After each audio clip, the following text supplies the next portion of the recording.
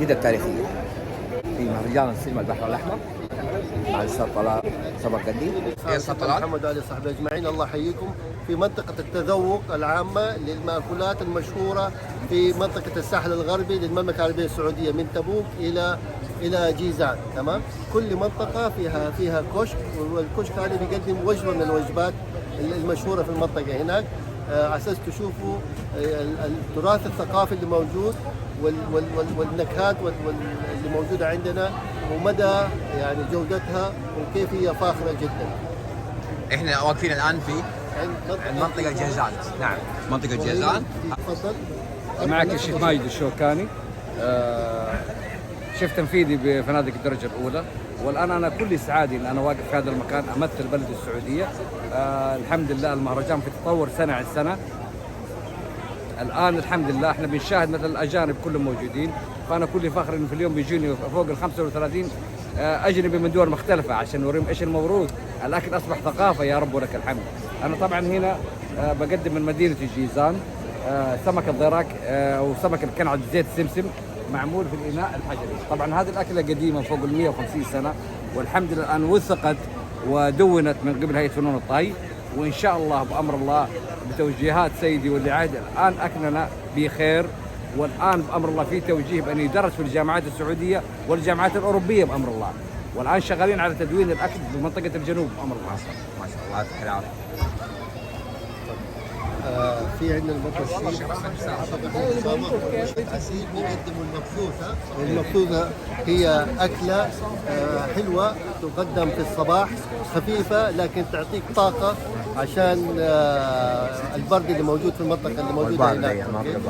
طبعا يعني من مكونات فاخرة، من ضمنها العسل، من ضمنها الحب والهذا، يعني من المأكولات الممتازة جدا وخفيفة على المعدة. معروفة بعسير. معروفة في عسير. في منطقة المدينة المنورة بيقدموا البوف، تمام، وبيشارك معانا الشيف توفيق القادري.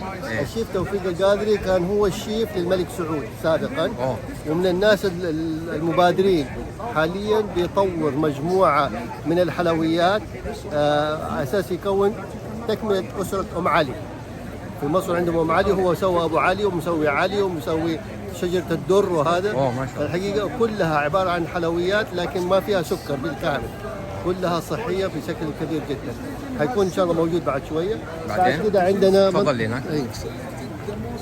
هنا منطقة المكة. منطقة مكة المكرمة المعصوب، والآن بيقدم معصوب هذه بطريقته الأساسية يعني بدون الإضافات الغريبة، عبارة عن عيش الدخن بالإضافة للموز مع السكر، وبيعمل بطريقة ممتازة جدا. الشيء اللي كنا متعودين فيه الأصل بدون الإضافات الجديدة. هلا عمي، هلا حياك. شكرا لك حبيبي. الله يسلمك. سوي لنا واحد ثاني. أبشر. بس بقي المدق هذاك. هذا زمان جابناه. لا زال في الطائف هنا. هذا ولا مكان ولا. المحل عندنا دويبي لا زال شغال بالمدق. يا أخي إحنا كنا نشتغل. واحد بس بقي في الطائف مدق. كنا نشتغل بالمدق زمان بالمدق. وطعمه يطلع مختلف المدق. أيوه. وبعدين سامنه. يختلف، لما يكون يدوي يختلف. Very known from each city.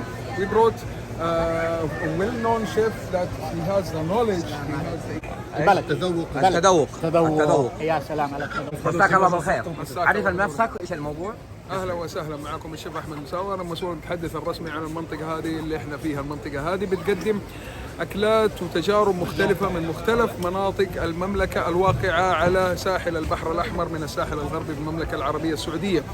عندنا مثلا منطقه مكه المكرمه اللي هي تضم عده مدن زي مكه وجده مكه وجده المدينه المنوره والطائف، بنقدم فيها المعصوب. عندنا منطقة جيزان في جنوب المملكة العربية السعودية بنقدم سمك الديراك أو الكنعدة المطبوخ بزيت السمسم ومطبوخ في المغش اللي هو الحجري.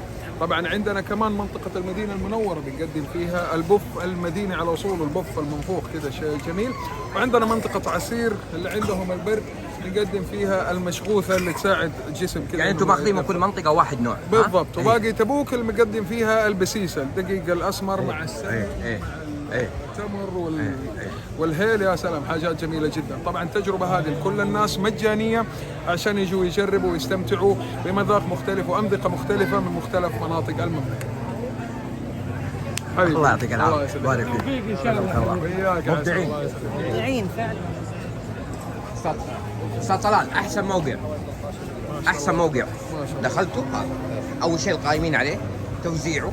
ممتاز. الموقع انا احب الموقع هذا، عندنا عشان الشجره والموقع مذاكر ودحين هذا كمان مو عشان انه بلاش. لا كمان لا هو بلاء يعني، هو دحين يوزعه مجاني والطعم لذيذ. انا عجبني. انا وعاب على قلبك، طعم لذيذ وبلاش، وكمان جلسه هنا على الموسيقى الرائعه وعزف القانون. يا سلام، كاسه الشاهي كذا بالحبك. هذه الجميل. الله يسلمك. مهرجان فنون الطهي هو واحد من المهرجان اللي يتكون من البيع للأكل وتذوق مجاني، تمام، بالإضافة إلى لقاء مع الشيفات عالمية عشان ياخذوا منهم الوصفات العالمية. طبعا كل هذه الأربعة موجودة، بالإضافة إلى كمان في محل بيباع فيه كتب الطهي. فمهرجان فنون الطهي مش ستريت فود بس أكل، لا، في كمان تنوع كبير جدا من زي ما قلت التذوق المجاني، في مقابله ناس مختصين، وفي مكان يشتروا فيه ادوات الطهي والكتب الطهي. نورتنا يا استاذ. الله يخليك. دائما المهندس طلال احنا مبدع. انا يعجبني كلامه وسلامه. استاذ في كل فن. نشكر هيئه فنون الطعام على المهرجان المتميز في الفكر اللي سووه هنا.